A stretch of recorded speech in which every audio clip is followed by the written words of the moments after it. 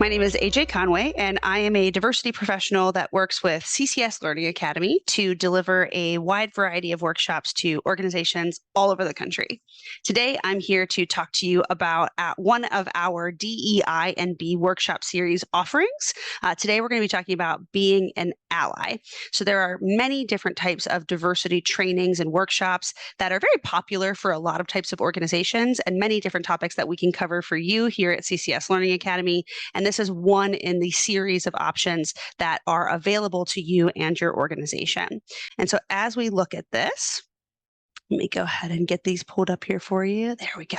And so as we look at these together, again, it's a workshop series. I do recommend that DEI&B trainings be done in a series. And so usually one training isn't enough for your organization to really fully grasp the concepts that are necessary in this space and to really actually put DEI&B efforts into action and make them meaningful and actually make a difference in your organization.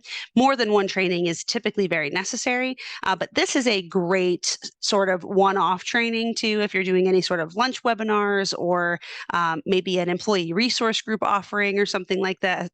This topic of being an ally can be a good one-off training if you are only going to spend time on one piece. But again, for best practice recommendations, I would recommend a series that built up to the allyship component.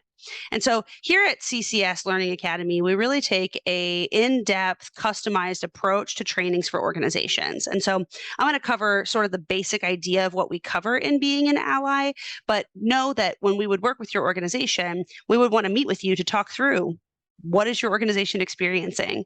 What are you trying to do better? Where are you trying to move the needle? How are you trying to do diversity work in your organization and do it the right way and do it in a way that's really going to make an impact for you, your employees, and your customers? And so that in-depth customized solution is really where we thrive. And so we would work with your organization to design a training curriculum that really meets the needs of what you're looking for.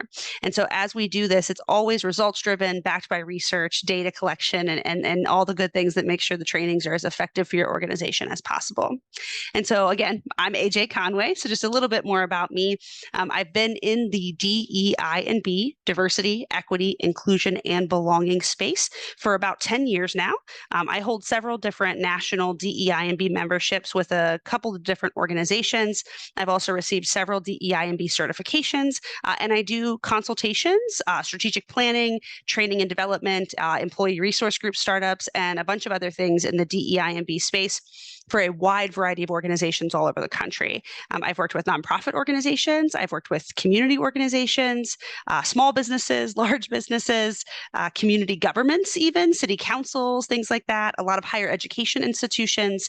So any type of organization, we can customize and build a training that's really going to help you move your diversity, equity, inclusion, and belonging initiatives to the next level.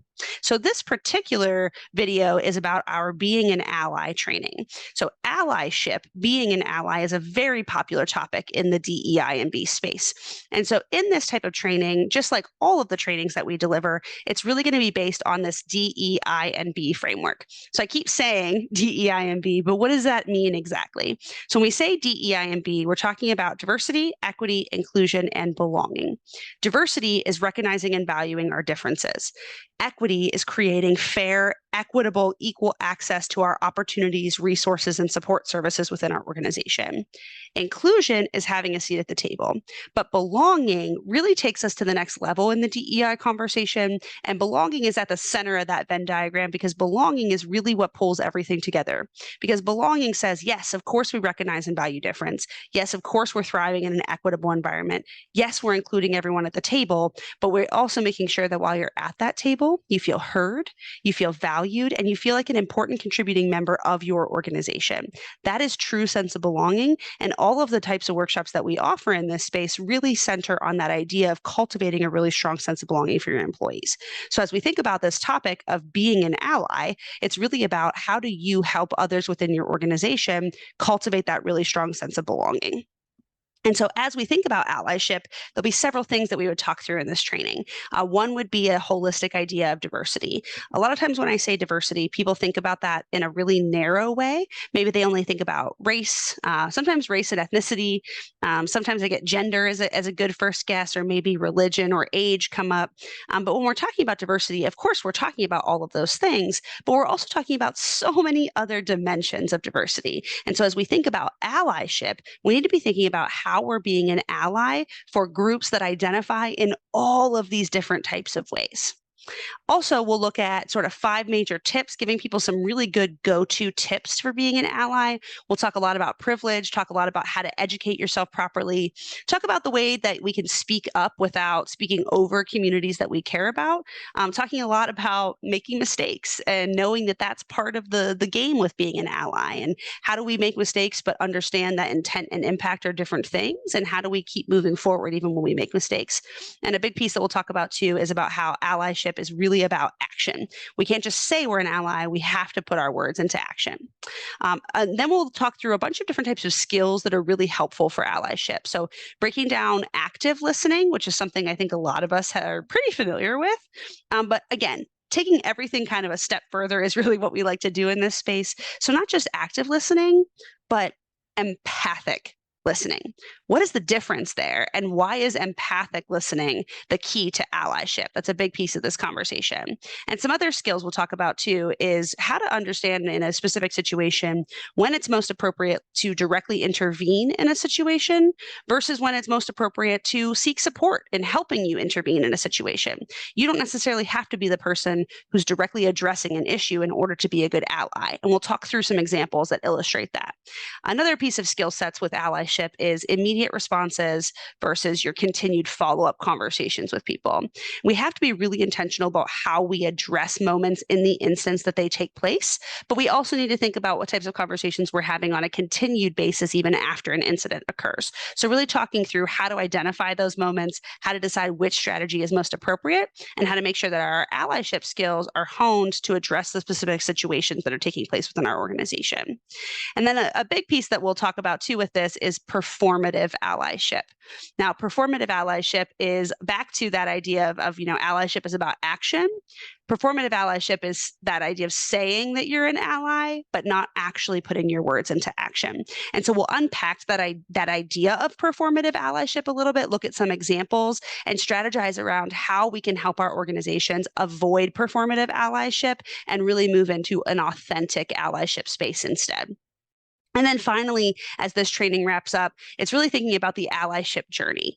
Allyship isn't the end goal. Being an ally isn't the final destination when it comes to diversity work. There's always room to grow from there. So we'll break down 3 really popular terms in this space: allies, accomplices, and co-conspirators. And so co-conspirators is sort of like that 3rd level, accomplices is kind of that middle level, allies is a really good starting point. So once you get to that really strong allyship piece, what's next for you, right? What does it look like to be an accomplice? What does it look like to be a co-conspirator? How do we continue to push ourselves to the next level? And what skills and knowledge do we need in order to get there? So that's really the being an ally piece. And so again, if you're going to do a one-off training for your organization, this being an ally piece is a really great option for that. But as I said in the beginning, doing a workshop series is really the best way to make the biggest impact within your organization and move the needle in the DEI&B space. So there's a ton of other workshop options that we also offer through CCS Learning Academy that can help your organization continue to prioritize DEI&B in the right way. So if you have any comments or questions, please feel free to drop those below in the comment section of the YouTube channel. Otherwise, I hope you enjoyed this video, and I hope that you all are thinking about good ways that you can be allies already. Please reach out to us, connect with us, and talk with us about what exactly your organization needs and how we can all help you move the needle in the diversity, equity, inclusion, and belonging space. We hope to hear from you soon.